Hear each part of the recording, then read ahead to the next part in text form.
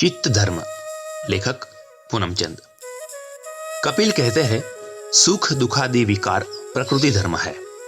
जीवात्मा निर्गुण है। विवेक से दोनों को अलग कर पहचानना है। जड़ को प्रकाशित करने वाले चिद्रूप पर ध्यान करना है। बुद्ध कहते हैं, चित्त चंचल है, क्षण भंगुर है। उसे ऐसे सीधा सरल बनाए रखो जैसे एक बाणकार बाण को। चित्त को ही तो राग द्वेष, पाप पुण्य, हर्ष शोक, सुख दुख के जाल से बचाना है। वही जागृति है, अकंप चित्त, स्थिर दीपक।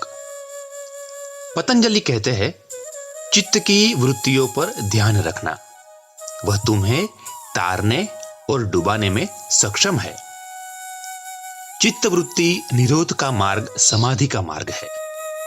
गीता में कृष्ण निरुद्ध चित्त अवस्था में परमात्मा का साक्षात्कार कराते हैं।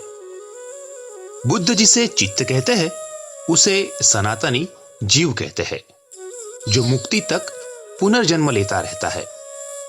बुद्ध में चित्त का निर्वाण मुक्ति है। जैसे दिए को बुझा दिया, शून्य में समाया।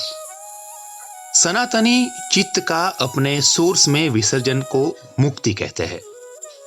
बिंब रह जाना, प्रतिबिंब विसर्जित होना, तात्विक कोई बड़ा भेद नहीं है। अशाश्वत समाप्त और शाश्वत कायम। वर्तमान जीवन पिछले कर्म का फल है। वैसा मानकर बुद्ध ने भी वही कहा जो सनातनी कहते हैं। आज का कर्म कल की नींव है। वर्तमान कर्म पर अपना अधिकार गीता ने भी स्वीकारा है। जन्म पुनर्जन्म का साफ उत्तर बुद्ध ने नहीं दिया, सब अनित्य माना। लेकिन बोधिसत्व से बुद्ध तक की यात्रा या चित्त का संसरण, निर्वाण तक की यात्रा, कर्मफल जन्म पुनर्जन्म के बहुचक्र की यात्रा माना। प्रश्न यह है कि पहला चित्त क्यों पैदा हुआ? बाद में तो कर्म के भावचक्र में वह चलता रहा। पहले चित्त ने तो कोई कर्म किए नहीं थे, फिर क्यों पैदा हुआ? वेदांती इसे मायावाद या ब्रह्म ऊर्जा का संकल्प से रूपांतरण यानी प्रकृति करार देते हैं। सनातनी का सूक्ष्म शरीर वही कहता है जो बुद्ध का चित्त संसरित होता है। अनित्य की ही यात्रा है। उसका जन्म पुनर्जन्म है। उसके बंधन मुक्ति है। नित्य का ना कोई जन्म, ना बंधन, ना मुक्ति। बुद्ध ने भिक्षु बनने सबके लिए दरवाजे खोल दिए, सामाजिक क्रांति कर दी। लेकिन संघ के बाहर तो जातिवाद उस जमाने में भी मौजूद था और आज भी। 2500 साल हो गए, भारत की सामाजिक जकड़न खत्म नहीं हुई। कृष्ण ने गुण कर्म विभाग कहा तो अर्थ को छोड़ सब मानवता को बांटने में लग गए। असली सवाल बना रहा चित्त शुद्धि का, साधन शुद्धि का, जो बहुत कम लोग करना चाहते हैं। जब नेति नेति कर शेष रहता है, उसे बुद्ध शून्य कहते हैं और सनातनी ब्रह्म कहते हैं। शून्य परिणामी नहीं हो सकता। यहां तो पूरा बहुचक्र अनंत सागर की तरफ मौजूद है।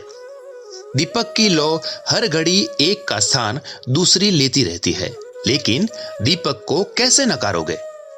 अस्तित्व सदाकाल मौजूद है। अस्तित्व है, इसीलिए कृष्ण हुए, बुद्ध हुए, गांधी हुए और हम आप। उसे परमात्मा कहो या ना कहो, उस विराट को क्या फर्क पड़ता है? हर कोई अपने वर्तमान कर्म से अपने भविष्य का निर्माता है। लेकिन चित्त का दृष्टा बन चित्त की समझ बढ़ा के चले तो निराश नहीं होगा, शांत रहेगा, दुखी नहीं होगा। चित्त की शुद्धता ही योग है, वही ध्यान है, वही समाधि है और वही बुद्धत्व है। महाभारत अंदर है, बाहर नहीं। नित्य को पहचानो, अनित्य को देखते रहो, जागते रहो।